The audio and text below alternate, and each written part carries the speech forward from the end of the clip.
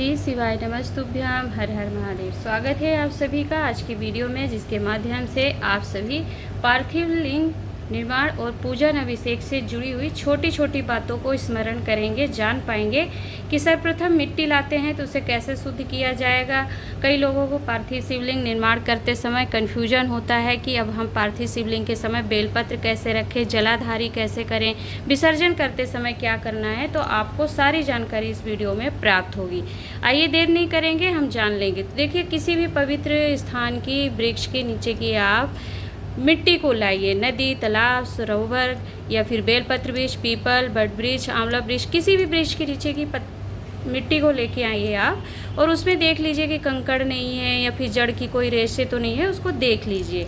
और जैसे कि ये देखिए रेशे हैं, तो ऐसे आप मिट्टी को छान लेंगे। और सर्वप्रथम इस पर क्या करेंगे, आप थोड़ा सा जल का सिंचन करेंगे। इस मिट्टी के ऊपर आपका गंगा जल है आपके पास, तो उससे आप सिंचन करेंगे गंगा जल से। देखिए, ये मेरे पास गंगा जल है, तो इससे मैं थोड़ा सा मिट्टी को सिंचन कर दूंगी।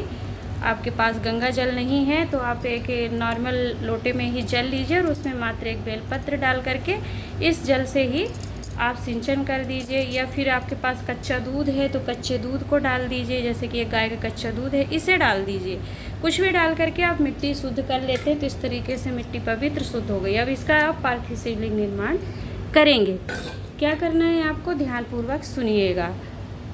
अब आपने मिट्टी शुद्ध कर ली। अब जिस समय भी आपको पार्थिव शिवलिंग निर्माण करना हो, उस समय आप क्या करेंगे, सर्वप्रथम एक कलश में इस तरीके से जल लीजिए और जल लेकर के मात्र आपको एक चावल का दाना लेना है और किसी भी प्लेट पर रखकर इस पात्र को ढककर आपको अपने घर का रसोई घर जो होता है, पितरों का स्थान, परिंदा, उस स्थान पर रखना है। कैसे रखेंगे, आपको यह विधि भी मैं स्मरण करा देती हूँ। देख लीजिए आप कि आपको मटके के पास कैसे रखना है। तो यह है हमारे रसोई घर का परिंदा, मटका, जो कि हमारे पितरों का स्थान होता है। इसी स्थान पर आपको एक कलश में जल भरकर इस तरीके से रख देना है और उसको एक आप प्लेट से ढक दीजिए और इस पर एक चावल का दाना रख दीजिए। और इस जल का प्रयोग अब आप पार्थिव शिवलिंग निर्माण में करेंगे। यह आप ब्रह्म मुहूर्त में कर सकते हैं या फिर आप जब भी पार्थिव शिवलिंग का निर्माण करते हैं, मान लीजिए अचानक आपका मन हुआ। मैं विशेष तिथियों के लिए बता रही हूँ, जैसे मासिक शिवरात्रि पर जो आप सावन के माह में पार्थिव शिवलिंग निर्माण करेंगे, उसमें इस विधि को अपनाइएगा। ब्रह्म मुहूर्त में ही आप एक कलश में जल रख दीजिएगा। इसमें अभी सभी देवताओं का भाव आ जाता है। अन्नपूर्णा माता आ जाती है, आपकी अन्नपूर्णा माता का आपको भाव प्रकट हो जाएगा। लक्ष्मी, नारायण, ब्रह्मा, विष्णु, पितृ देवता, कुल देवी देवता, सभी देवताओं का आशीर्वाद इस जल में होता। सभी तीर्थ निवास कर देते हैं। तो इस जल का प्रयोग अब आप पार्थिव शिवलिंग निर्माण के लिए करेंगे। हमने ये मिट्टी शुद्ध कर ली थी और पात्र का जल भी हमने रख दिया था मटके के पास, जो कि ये पात्र का जल है।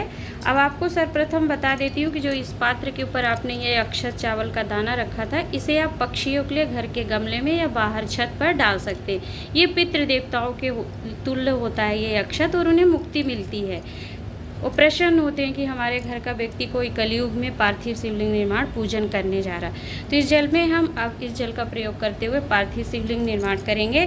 तो अब इस मिट्टी को शुद्ध तो कर लिया था, परंतु इसमें कुछ चीज़ें और आपको मिलाना चाहिए, जिससे आपका पार्थिव शिवलिंग निर्माण अच्छे से हो, खंडित नहीं हो, दरार नहीं पड़े। उसके लिए आपको अलोनी गोबरी हो, गाय का भस्म। यदि गाय का आपने अलोनी गोबरी की वीडियो आपको चैनल पर मिल जाएगी तो उसे आप थोड़ा सा डाल सकते हैं। इस पर आपके पास थोड़ा सा दूध है, दूध डाल लीजिए। थोड़ी सी दही है आपके पास, दही डाल लीजिए। या तो फिर आपके पास घी है, जो कुछ भी है पंचामृत में, पंचगव्य में, आप उसे आप डाल लीजिए। जैसे कि मैंने दूध डाल दिया, थोड़ा सा घी डाल दिया, थोड़ा सा दही डाल दिया, या माखन है आपके पास, उसे डाल देंगे। अब इस मिट्टी को आप मिला करके पार्थिव शिवलिंग निर्माण करेंगे। तो आइए, आपको ये पूरा निर्माण, आपको कैसे बेलपत्र रखनी है पात्र पर और किस तरीके से करेंगे, यह विधि आप देखते रहिएगा, वीडियो में बने रहिएगा। संपूर्ण जानकारी विसर्जन तक आपको एक एक नियम विधान जानने को प्राप्त होगा। तो यह देखिए आप सभी, मैंने मिट्टी को अच्छे तरीके से भस्म और माखन, आपके पास है मक्खन या फिर दही, घी, जो है आपके पास पंचगव्य में, उसे मिक्स कर लिया है इस मिट्टी को और इसे अब मैं पार्थिव शिवलिंग निर्माण करूंगी। आप भी इसी विधि को करिएगा जो कि पूज्य गुरुदेव द्वारा वर्णित है। तो सर्वप्रथम देखिए, पार्थिव शिवलिंग के लिए कोई पात्र साधारण नहीं होता कि वो पार्थिव शिवलिंग का भार सहन कर पाएगा। तो माता पार्वती ही उस पार्थिव शिवलिंग को अपने हस्त कमल पर धारण करती हैं। तो माता पार्वती का हस्त स्वरूप जो होता है, पात्र के ऊपर हम बेलपत्र रखेंगे। अब देखिए, पार्थिव शिवलिंग निर्माण तो हर कोई आपको यूट्यूब पर दिखा ही रहा है, पता ही चल रहा है आपको, परंतु इस बेलपत्र को रखने का भी एक नियम पूज्य गुरुदेव ने वर्णन किया है कि इस बेलपत्र की जो बीच वाली पत्ती होती है उस पर शिव पिंडी का ही निर्माण होता है और इन दोनों पत्तियों पर जलाधारी का भाग आना चाहिए, अर्थात इधर गणेश जी का भाव आ जाएगा, इधर कार्तिकेय और बीच में ये अशोक सुंदरी का। और जब भी आप पार्थिव शिवलिंग का निर्माण करिएगा तो बेलपत्र को चिकना हिस्सा जो होता है उसके ऊपर निर्माण किया जाता, ना कि कुछ लोग ऐसे उल्टा रख लिए और चिकना हिस्सा नीचे कर दिए और फिर निर्माण करके दिखाते हैं, तो बिल्कुल गलत है। आपको यह विधियाँ जो मैं बता रही हूँ शास्त्र प्रमाणित विधियाँ हैं और पूज्य गुरुदेव द्वारा वर्णित आपको वर्णन कर रही हूँ। तो बेलपत्र जब आप किसी भी पात्र के ऊपर पार्थिव शिवलिंग निर्माण करेंगे तो उसकी ये जो डंडी होती है, इस डंडी का मुख आपको उत्तर दिशा की ओर करके रखना। अब आप किसी भी दिशा में बैठे हों, आप पूर्व पश्चिम उत्तर दक्षिण कहीं भी बैठिए, बस ये ध्यान रखना कि ये डंडी निर्माण करते हुए आपको देख लेना है कि उत्तर दिशा की ओर होनी चाहिए। तो हमने ये बेलपत्र रख ली। अब इस बेलपत्र के ऊपर पार्थिव शिवलिंग का निर्माण करेंगे। अब देखिए, कुछ लोग क्या करते हैं कि एक ऐसे सर्कल बना लेंगे, फिर उसको ऐसे छाप कर रख देंगे। बिल्कुल भी मत करिएगा, बिल्कुल भी शास्त्रीय विधि नहीं है यह। आपको ऐसे करते हैं, आपकी मर्जी है, परंतु मैं आपको जो पूज्य गुरुदेव वर्णन करते हैं उसी विधि को बता रही हूँ। सर्वप्रथम आपको जितनी भी मिट्टी रखना है रख लीजिए आप, किस पर, इस बीच वाली पत्ती पर, ठीक है। अब इसी से आपको जलाधारी बनानी है और इसी से आपको पिंडी उठानी है।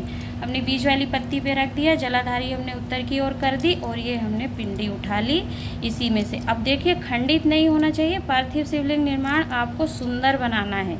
और आप देखिए, अभी मैं वीडियो बना रही हूँ इसलिए मैं एक ही हाथ का स्पर्श कर पा रही हूँ, परंतु आपको अपने दोनों हाथों का स्पर्श करते हुए इस पार्थिव शिवलिंग का निर्माण करना है, क्योंकि यदि आप दोनों हाथों का स्पर्श करते हुए पार्थिव शिवलिंग का निर्माण करते हैं तो आपकी यदि कुछ विपरीत भाग्य में लिखा होता है तो वो भी सीधा हो जाता है, रेखाएं सीधी हो जाती हैं और आपके हस्त में नवग्रह देवता विराजमान होते हैं, तो नवग्रह की कृपा भी आपको प्राप्त होती। अब देखिए, थोड़ी मुझे मिट्टी की और ज़रूरत है, तो मेरे पास जो मिट्टी है उसे ही मैं यहाँ पर रख लूँगी। ऐसे नहीं कि मैंने ये नीचे का हस्त कमल अलग बना लिया, फिर इस पर पिंडी बना कर रख दी और फिर इधर बना रहे, बिल्कुल मत करिए। पिंडी को आप मिट्टी पूरी रखिए और उससे पिंडी उठाइए और उससे ही जलाधारी का आकार देकर अभी मैं इसको पूर्ण रूप से आपको बनाकर दिखा रही हूँ। तो यह देखेंगे आप कि मैंने ये शिवलिंग का निर्माण पार्थिव बना लिया है और मैं अलग अलग से नहीं बना रही हूँ, बस ऐसे ही आपको ऐसे आकार उठा लेना है और यहाँ पर आपको जलाधारी का निर्माण। अब ये पार्थिव शिवलिंग बन करके तैयार है और आप इसका पार्थिव का पूजन करेंगे। अब पूजन करते समय आपको, जब आप सावन माह के प्रदोष तिथि, मासिक शिवरात्रि पर या अन्य समय पर अभिषेक करते हैं, कभी भी ये किसी भी ब्राह्मण देवता के द्वारा भी आप यदि पार्थिव शिवलिंग का निर्माण करें तो आपको ध्यान रखना है कि आपने बेलपत्र की जो डंडी है उत्तर की ओर रखना है, चिकना हिस्सा ऊपर रखना है आपको। अभी आपको मैं पुनः दिखा देती हूँ। जैसे ये बेलपत्र हो गई तो बेलपत्र का ये चिकना हिस्सा आपको ऊपर रखना है, डंडी उत्तर की ओर रखेंगे। और जब इस शिवलिंग का आप निर्माण कर लिए हैं तो इसकी जो जलाधारी होती है ये भी उत्तर की ओर करना है। भले ही आप इधर बैठकर पूजन करिए या आपका पश्चिम हो, पूरब हो, परंतु ये जलाधारी हमेशा उत्तर की ओर करके दक्षिण में बैठकर आप यहाँ पूजा करते हैं तो दक्षिण दिशा को बर है, उस पूजा का फल ही आपकी मनोकामना पूर्ति करने वाला होता। तो यह आपका निर्माण हो चुका। अब मैं आपको इसका पूजन बताऊँगी। देखिए, अब इस पात्र पर हम पार्थिव शिवलिंग का निर्माण कर चुके हैं। तो मान लीजिए कि आपका पार्थिव शिवलिंग निर्माण करते हुए नीचे की बेलपत्र टूट जाती है तो आप घबराइएगा नहीं, परेशान नहीं होइएगा। आपको क्या करना है, यह जो आपने पात्र लिया है इस पात्र पर एक पुनः बेलपत्र ऐसे आप रख लीजिए और उसको, डंडी को उत्तर दिशा की ओर करते हुए आप इस पार्थिव शिवलिंग का जो निर्माण किए हैं उसे ऐसे रख लीजिए और इसका आप पूजन करेंगे। सर्वप्रथम देखिए, नियम होता है कि आपको क्या करना है। तो देखिए, आपके पास दूध है तो दूध से आप पंचामृत अभिषेक कराएंगे। नमः शिवाय मंत्र का स्मरण करते हुए आप हर सामग्री को शिवलिंग पर समर्पित करेंगे। अब आपने दूध चढ़ा दिया। अब कई लोग दिखाते हैं कि दही भी चढ़ा दी, शक्कर भी निरंतर, तो ऐसा नहीं करना है आपको। आपने दूध चढ़ाया, थोड़ा सा जल का सिंचन पुष्प से ही करिए। हमने दूध चढ़ाया, फिर थोड़ा सा आप जल चढ़ाएंगे। जल चढ़ाने के बाद फिर आपको दही चढ़ानी है। यह पंचामृत स्नान कराने का जो भाव होता है, जो हमारे शास्त्र वर्णन करते हैं, उसे आपको कराना है इस तरीके से। यहाँ पे आप गणेश, ये शिवलिंग का राइट भाग गणेश, कार्तिकेय, बीच में अशोक सुंदरी, ये गोल कटी भाग जलाधारी शिवलिंग। अब देखिए कुछ लोगों के मन में प्रश्न यहाँ पे ये भी आता है, मैं उसे बाद में बताती हूँ। पंचामृत स्नान आप देखिए, पहले दही के बाद फिर हमने जल चढ़ाया। जल चढ़ाने के बाद फिर हमने शक्कर से अभिषेक कराया भगवान का। यह है शर्करा गुड़ है तो उससे कराइए। और फिर पुनः हमने थोड़ा सा जल चढ़ाया। इसके बाद हम थोड़ा सा घी का लेपन करेंगे। तो आपके पास जो गाय का शुद्ध घी हो उसका लेपन शिवलिंग पर कराइए अच्छे से। अपने दोनों हाथ का स्पर्श कराते हुए आपको यह स्नान कराना है भगवान को। और फिर पुनः आप जल समर्पित करेंगे, तो आप जल चढ़ाइए। उसके बाद फिर आपको शहद चढ़ानी है। शहद से आपको स्नान कराना है भगवान का। तो शहद चढ़ाने के बाद आप थोड़ा सा स्नान कराइए पुनः शुद्ध जल से। आप देखते भी होंगे कि पंचामृत स्नान में शुद्धो जलम समर्पयामि, इस तरीके से स्नानम ब्राह्मण पंडित आपको बताते हैं, तो ऐसे कर लेना। अब देखिए यहाँ पे प्रश्न आएगा कि आपने सर्प नहीं बनाया। लोगों के मन में प्रश्न आएगा कि आपने पार्थिव शिवलिंग निर्माण तो बताया परंतु सर्प नहीं बनाया। तो देखिए पूज्य गुरुदेव वर्णन करते हैं कि पार्थिव शिवलिंग निर्माण करते हैं तो आप सर्प का निर्माण करके लगाते हैं तो भी ठीक है, नहीं लगाते तो भी, क्योंकि पार्थिव शिवलिंग निर्माण करते समय उसमें सर्प का भाव स्वयं ही आ जाता। सभी देवी देवता जब भी आप पार्थिव शिवलिंग निर्माण करते हैं तो उनकी दृष्टि आप पर होती है कि आप न जाने क्या मांग लें, किस कामना से आप पार्थिव शिवलिंग निर्माण करने जा रहे हैं। तो स्वयं सभी देवताओं की दृष्टि होती है। सभी देवता विराजमान होते हैं महादेव की चारों ओर कि न जाने महादेव किसको क्या वर देने वाले। तो इसमें सब भगवान का स्मरण तो होता ही है, साथ में उनके गणों का भी भाव आ जाता है। सर्प को बनाते हैं आप तो भी ठीक है, नहीं बनाते हैं तो भी ठीक है, इसमें कोई गलती वाली बात नहीं है। तो ये आपने पंचामृत अभिषेक करा लिया। अब आपके पास यदि चंदन है तो चंदन भी आप समर्पित करिए। चंदन से भगवान का स्नान कराइए इस तरीके से। श्री शिवाय नमस्तुभ्याम या नमः शिवाय मंत्र का स्मरण कराइए। चंदन के बाद फिर आपको भगवान को जो भी पुष्प है उसे समर्पित करेंगे। इस तरीके से चंदन लगाइए। चंदन के बाद आपको जो भी सामग्री उपलब्ध है आपके पास उसे ही समर्पित करिए। शास्त्र वर्णन करता है कि जो सामग्री हो उससे ही पूजा करनी चाहिए। सर्वप्रथम आपने पार्थिव शिवलिंग निर्माण जिस कामने से किया है, अपने हस्त कमल में थोड़ा सा जल, अक्षत और एक पुष्प और एक सिक्का और सुपारी लेकर के संकल्प छोड़ दीजिएगा कि हे श्री गणेश, हे विघ्न विनाशक, हे गंगणपति नमः स्मरण करके पितृदेवताभ्यो नमः, कुलदेवी देवताभ्यो नमः, ग्रह देवताभ्यो नमः, सभी देवी देवताओं का स्मरण करते हुए आप अपना संकल्प लीजिए कि आपने पार्थिव शिवलिंग निर्माण इस कामना से किया है। और निर्माण करने के बाद फिर आपके पास जो भी सामग्री है आप उसे समर्पित करिए। समीपत्र है आप तो समीपत्र चढ़ाइए। आपके पास धतूरा है तो धतूरा समर्पित करिए। जैसे कि मासिक शिवरात्रि पर इस पर पूज्य गुरुदेव वर्णन करते हैं कि जो धतूरे की डंडी होती है, यदि इस पर आपके पास लाल चंदन है या पीला चंदन तो उसे लगा करके समर्पित करते हैं यदि आप, तो फिर आपके घर में कभी भी कोई भी क्लेश नहीं होता है। तो अब देखिए कुछ लोग क्या करते हैं, इस डंडी को अपनी ओर करके और ऐसे समर्पित कर देते हैं शिवलिंग पर। नहीं, आपको ऐसे नहीं करना है। इसके कांटे वाला भाग जो होता है शिवलिंग पर आप ऐसे रखेंगे कि ये कांटे का भाग आपके अपनी ओर हो, तो ऐसे आप समर्पित करेंगे। धतूरा, फिर शमी पत्र, आपके पास कनेर पुष्प है तो कनेर पुष्प समर्पित करिए। और गुलाब के पुष्प पूज्य गुरुदेव अभिषेक में समर्पित करवाते हैं, उसे समर्पित करिए आप।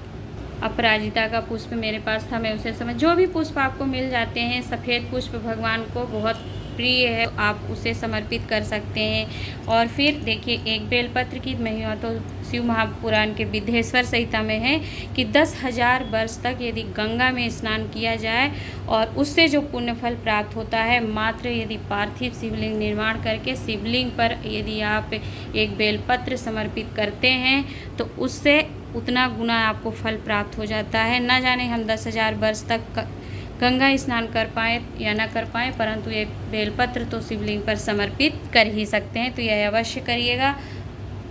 अब कुछ लोग कंफ्यूज होते हैं कि देखिए वो क्या अवीर किसे बोलते हैं। तो देखिए अवीर जो होता है ऐसे एक चमकीला सा आता है, इसको होरड़ करके भी आता है, तो आप अवीर के नाम से मांगेंगे तो मिल जाता है। इसे आप समर्पित कर दीजिएगा।